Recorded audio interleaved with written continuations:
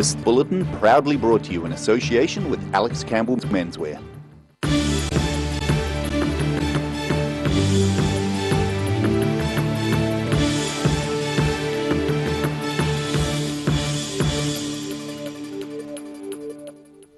Kia ora, good evening, I'm Melissa Barton. We begin tonight with a breaking story. At least 27 people are reported to be dead in Christchurch after two mosques were attacked earlier today. In this Global Insight special, Bruce Munro discusses today's tragedy with international relations expert Robert Patman. Kia ora, I'm Bruce Munro. With me is international relations specialist Professor Robert Patman, and this is a Global Insight special. As we speak, at least one gunman has killed or injured up to 30 people in a central Christchurch mosque. There's also been a shooting at Linwood Mosque in East Christchurch. A car crashed near the Christchurch Hospital, possibly has a bomb in it. One gunman is in custody.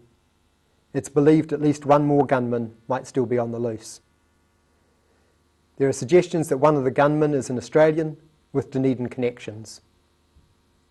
Schools in Christchurch are in lockdown, and police are asking residents of Christchurch to remain indoors with their doors locked.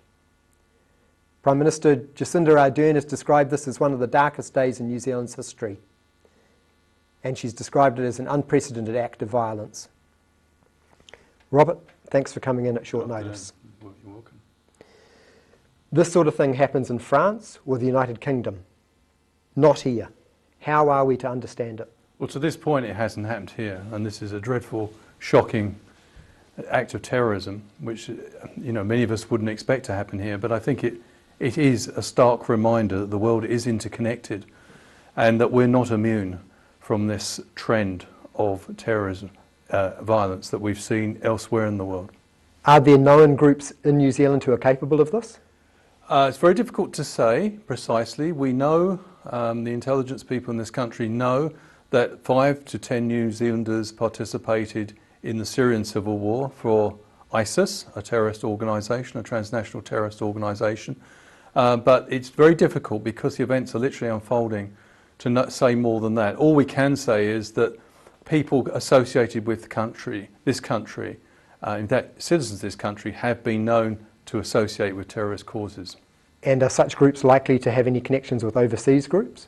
That again is very difficult to say, but what we do know is that groups like ISIS and other terrorist groups, they have sophisticated internet operations, so they can actually radicalise someone within their own country. They don't need to bring people into the country to carry this out. What will this day mean in the history of New Zealand? Well, it's as the Prime Minister said, it's a day of unprecedented violence and deeply shocking to what we consider to be the Kiwi way of life, which is tolerance and respect for others.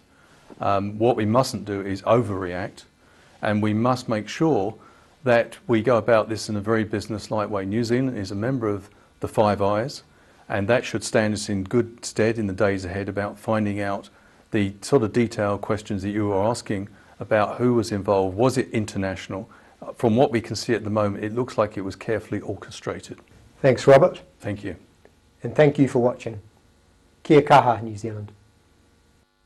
In other news, pupils from many schools and main centres around the Otago region took part in a global march for climate change today. Thousands of Dunedin school pupils are calling for action to stop climate change before it's too late. Climate change now.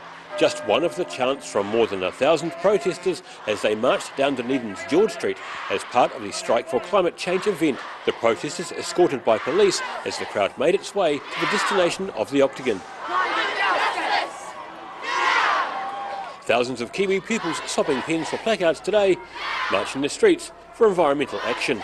The event is aimed at secondary school pupils, but children from primary schools also travelled to be at today's event, including these youngsters from Waitati School.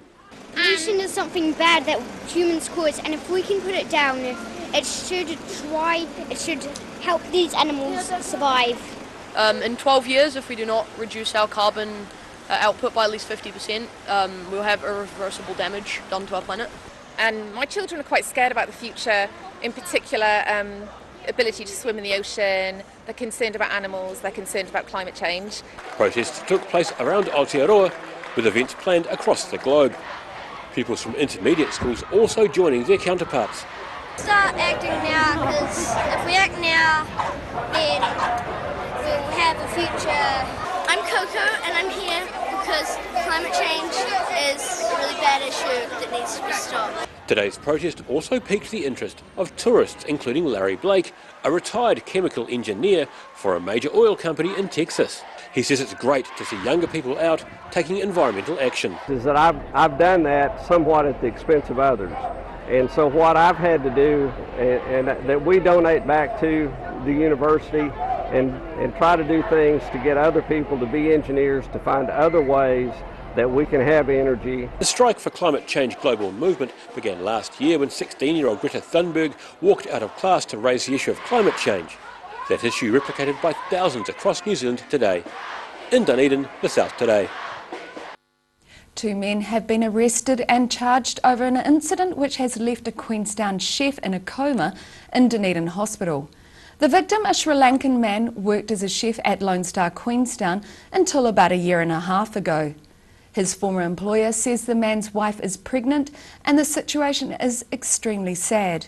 The victim suffered a fractured skull in the assault, which took place in Cow Lane in the early hours of Tuesday morning. A 24-year-old man has been charged with grievous bodily harm and another 24-year-old with being a party to grievous bodily harm. Emerging designers from around the world were invited to step into the Regent Theatre yesterday to face 5 judges. The mission of the young graduate designers was to explain the often strange outfits draped over their models. Justifying her unusual clothing designs before a panel of judges, Rebecca Carrington, a graduate from Manchester Metropolitan University, defending her fashion choices to the ID International Emerging Designer Show judges.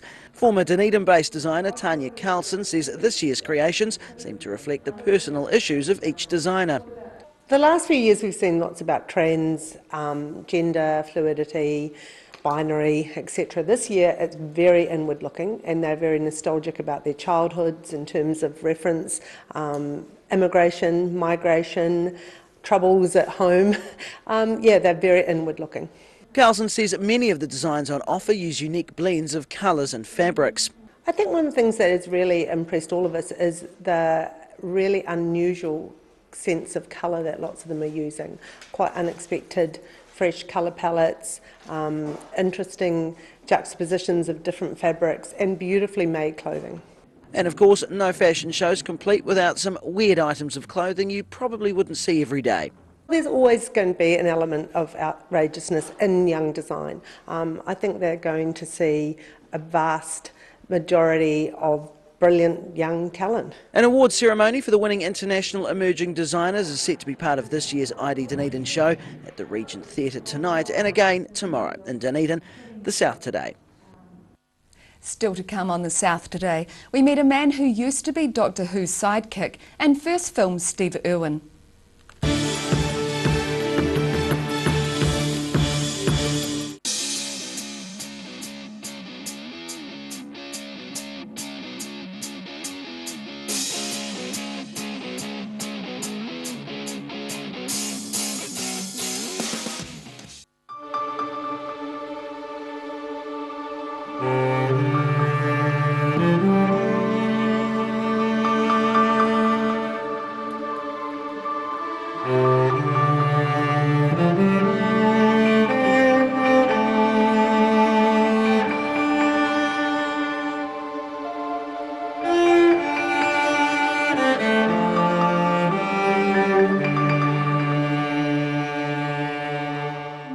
Step into Ross Cafe, located at Ross Home in North East Valley. We have a great range of hot and cold food, friendly service and a warm atmosphere that you are sure to enjoy. We look forward to serving you soon at Ross Cafe. Every Kiwi deserves a reliable garage door. Rely on Garrador to protect your important stuff. Just like Darren, his Garrador keeps his favourite ride in mint condition. We have a huge range at affordable prices. Visit our website for a free consultation. We stand behind every door. When it's time to say goodbye to your pet, Heaven Sent Pet Cremations are here to help you through this difficult experience. Call Heaven Sent Pet Cremations today for their care and guidance. Phone 489-2274. Oh, help! Don't suffer in silence. Call Sunny Chin, Chi Master Body Technician, for structural, muscular, emotional bodywork. Phone 03 4250 606 for all your pain relief. Every reason, every season, we're proud to dress the region. Alex Campbell Menswear, it fits. If you're at risk of developing melanoma skin cancer, you owe it to yourself to have a mole map. Mole map is coming to your area. Phone today to make an appointment. It could save your life. At Green Island Medical Centre, we are committed in caring for our future and present generations. We know as a young person, coming to the doctors can be quite daunting. Our highly skilled doctors and nurses will make your experience one where you will leave with a smile. Your health is very important to us. ID Dunedin Fashion Week is celebrating 20 years and you're invited to the show. One amazing show, 2 nights, Friday 15 and Saturday 16 March at Dunedin's Regent Theatre.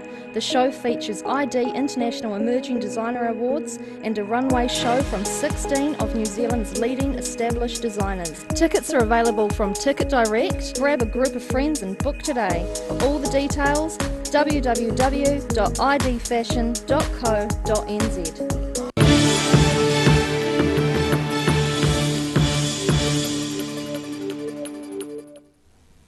Welcome back. If you hate seeing the Doctor, perhaps you should consider seeing Mark Strickson instead. The TV producer and actor, best known for his role as Vizsla Turlough in Doctor Who, is set to be a special guest at this week's Pop Culture Expo. Held at the Edgar Centre, the charity event is to raise funds for Heart Kids Otago and covers everything from science fiction to anime and cosplay. Many years ago I was in a television series called Doctor Who, and people always ask, when you went into Doctor Who, did you think you were entering a sort of something that would be there forever? Well, it was about 40 years ago for me, and I'm still doing conventions across the world. I'm doing one in Dunedin this weekend. I tend not to do them at home. I tend to try and keep a low profile in Dunedin. The next question people ask is, how did you get into Doctor Who? Well, I trained at the Royal Academy at RADA in London as an actor. The guy who was the lead in Angels became very ill, and they wrote me in, and I was called into the office saying, oh, congratulations, Mark, we've written you in as the lead on Angels. I actually didn't want to spend the rest of my life playing a Brummie ambulanceman. So I asked my agent, was I up for anything else? And she said, oh, you're up for a part in Doctor Who, but they're not seeing people for a couple of months. So I took it into my own hands. I found out who the producer was. I went and knocked on his door in the BBC, because of course I had a BBC card from being in this soap opera. And I said to him, you don't know me, but I'm up for a part in Doctor Who. Would you mind if I auditioned? So he said, oh, come in, you might as well read for it. I read for it, and as they say, the rest is history. I got the part. So my Doctor in Doctor Who was Peter Davison, who people will also know from, he just starred in All Creatures Great and Small. And this was a clever ploy by the producer from Doctor Who. So they brought in Peter from All Creatures Great and Small. They brought me in from a soap opera, and they were trying to attract other audiences, grow the audience to Doctor Who. I mean, amazingly, there were very few television channels in those days in the UK. I think there were 5, maybe 4. BBC1, BBC2, ITV and Channel 4.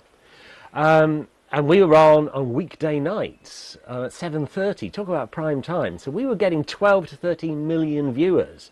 So that was another thing. You were recognised in the street all the time. I played a rather nasty character in Doctor Who when I came into it. I was trying to kill the Doctor. And children would run screaming from me in the supermarket. I was a horrible man. And they dyed my hair this bright copper red. And I was told it would wash out. It made me instantly recognisable. Of course, it didn't wash out at all. I ended up having copper red pillows for the next 2 years of my life. And I lived on a boat at the time, on the canals. I'd cycle across on my bike back from the BBC to my boat, and children were screaming, hello, Turlough! There you go! Hello, Turlough! And it was impossible. It was, anonymity went out the door. And amazingly, people still do recognise me. I think it's amazing, because amazingly, I've changed somewhat in the last 30 years. Doctor Who has been an amazing part of my life. I never thought it would be. I did my first convention in Chicago when I was actually in the program, and I think 3,500 people turned up. And we had security guards, and it was absolute madness. It was like being a pop star. We were ferried around in stretch limos. It was completely ridiculous. English actors aren't treated like that. We're expected to arrive on the bus usually. It's only American film stars who get stretch limos. And since then, I don't do as many conventions as some other people because I have a proper job. I'm a TV producer. You've got to concentrate on one thing. But this year I'm doing one in America, one in Germany, and one in Dunedin. And I'll probably do a couple in the UK. But it is quite extraordinary, and you get to meet the guys from Star Wars, Star Trek, all these sorts of things. And then we do bigger conventions, which are pop culture, which is anime, even things like Only Fools and Horses comedy shows, Dad's Army, and things like that. And it's just a huge business all across the world. So what do? You turn up, you sign autographs, you talk about your work as an actor. I also talk about my work as a TV producer, because I've almost been killed by animals several times, so it's quite funny. I can teach you what to do if you're being attacked by a crocodile. I'm not going to tell you now, you'll have to come to the convention. You may need it though.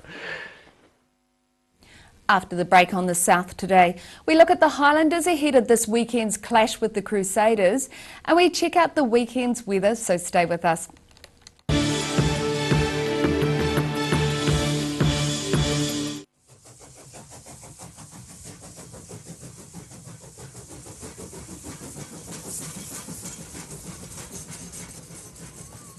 At Green Island Medical Centre, we are committed in caring for our future and present generations. We know as a young person, coming to the doctors can be quite daunting. Our highly skilled doctors and nurses will make your experience one where you will leave with a smile. Your health is very important to us.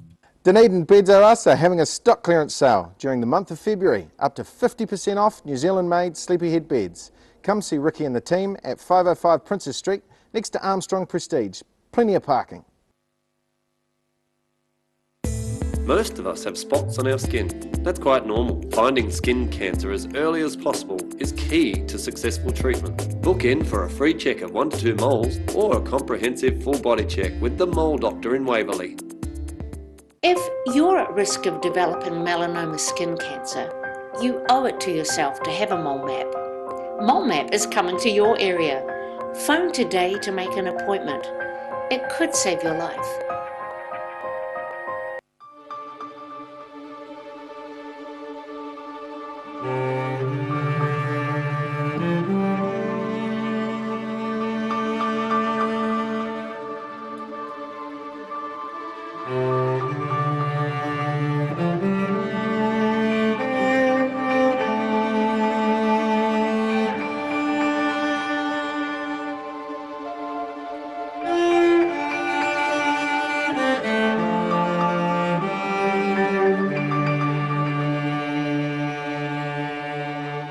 Step into Shop on Carol and discover a shop full of treasures. We have a fantastic range of vintage and retro clothes, upmarket clothing labels, collectible items, beautiful jewellery, quality linen and the best range of vintage haberdashery. Every reason, every season, we're proud to dress the region.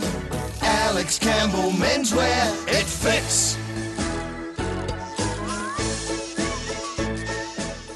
Step into Op Shop on St Andrew and discover a place with plenty of bargains for yourself, your friends and the whole family. We have new items arriving every day. Visit us for a fabulous range of economy and upmarket clothing, accessories, books, shoes and more. Shop with us and support your community.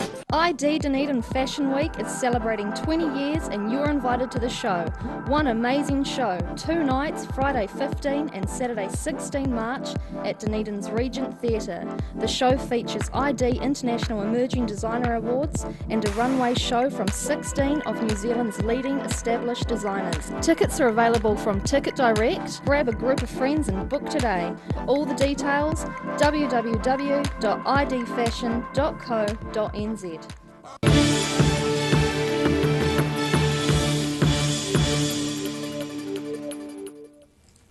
Thanks for staying with us. Highlanders coach Aaron Major is imploring his side to be more ruthless as they prepare to take on the Crusaders in Dunedin tomorrow night. The home side are 2-2 after the first 4 rounds of Super Rugby and face a tough few weeks ahead.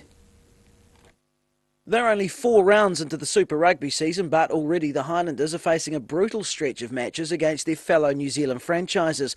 They host the Crusaders tomorrow night, looking to get back into winning ways after back-to-back losses. We feel like we're doing a lot of things really well. There's obviously a few things that we haven't quite nailed over the last 4 weeks. They've all been tight games. We feel we probably could have come away with the outcome in all 4 of those games if we're a little bit sharper with some of our own detail. So there's been a big focus on that and being a bit more ruthless in big moments. And they'll need to be against a Crusaders side that continues to set the standard in Super Rugby. Yeah, they're obviously the back-to-back champions for a reason, so their backline's pretty stacked up with AVs and their full-pack's pretty much similar.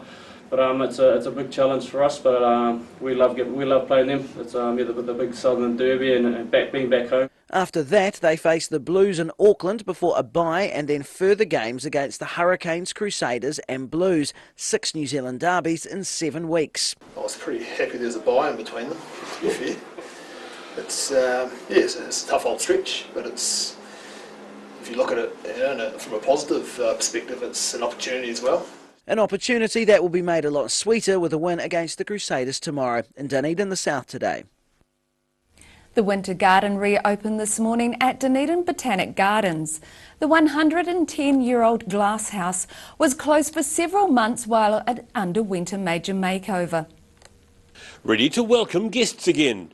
The interior and exterior of the 110-year-old glasshouse housing the Winter Garden has been refurbished. The main work involved here was certainly taking out all the glass, so all the glass has been removed from where it was retained and gave the contractor opportunity to get in there, notice if there's any rotten timbers, replace those and give it a proper and thorough painting.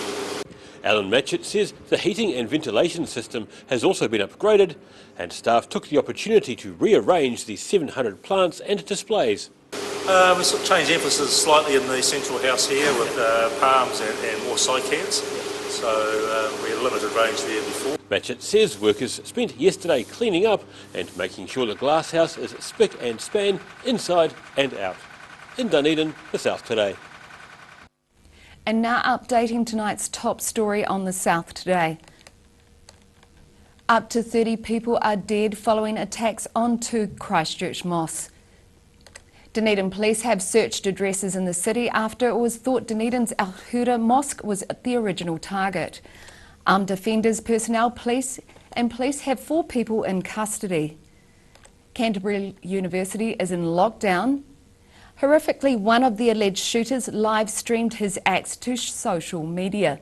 And now looking at what's happening in tomorrow's ODT, welcome Barry Stewart. What have you got for us in tomorrow's paper? Melissa, well, no surprise, the events in Christchurch I think have shocked us all, and we'll be having extensive coverage of what's been happening up there. And what we know now is 4 people have been arrested, 3 males, 1 female, dozens of people killed in the mass shooting in Christchurch. So we're following that, and events are changing every moment. So we've got a team up there that is providing quality content for us. So if you want the latest updates, go to odt.co.nz and see the latest developments.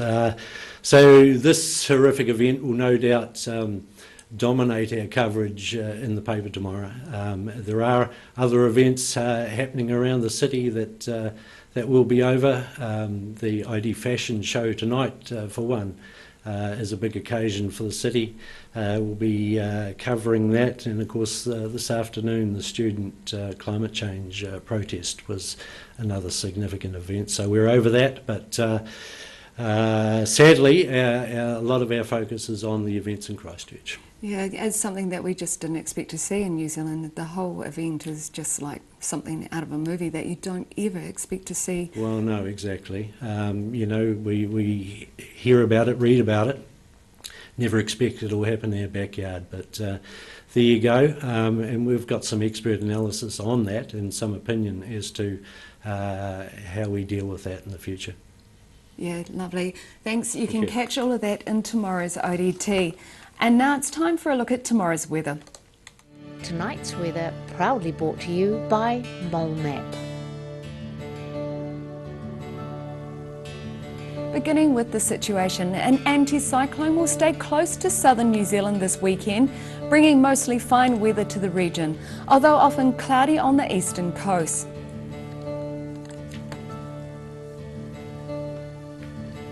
Starting off at the northwest of the South Island, Greymouth and Westport can expect a wet day with 19-degree highs. Across to the northeast, Nelson and Blenheim are set for cloudy skies and a top temperature of 23 degrees.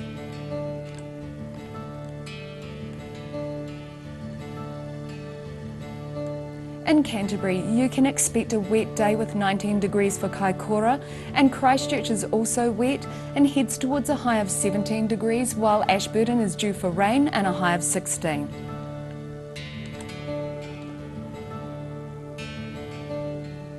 In the southern towns, expect moderate southwesterlies, mostly cloudy. The Catlins, Balclutha, Lumsden and Gore are all looking at highs of 16 degrees.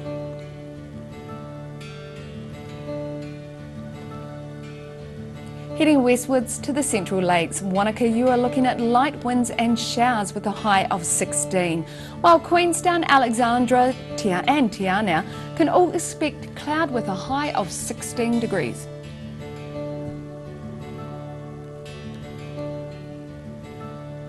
To the northern towns, Timaru and Oamaru are in for light winds and showers.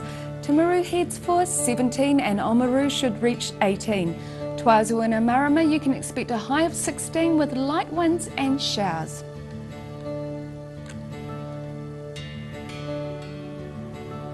In Dunedin, cloudy tonight with light winds and an overnight low of 11. Sunny periods tomorrow morning with light winds, but cooler southwesterlies freshening during the afternoon. So make sure you hang the washing out in the morning. A high of 18 and an overnight low of 12. And it's cloudy on Sunday with moderate northeasterlies, looking at a high of 16 and a low of 13 degrees.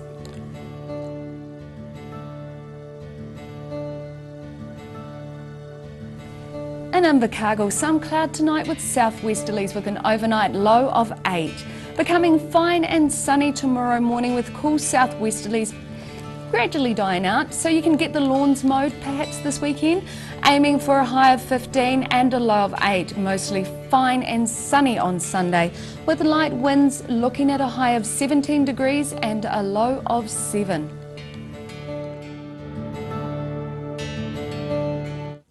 That's all our news for this Friday. For the latest news from the southern region, head online to odt.co.nz and follow Channel 39 on Facebook and YouTube.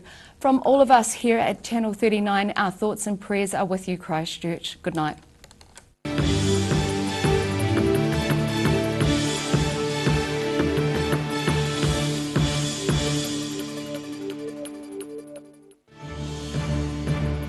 This bulletin proudly brought to you in association with Alex Campbell's Menswear. Supporting local content so you can see more of New Zealand on air.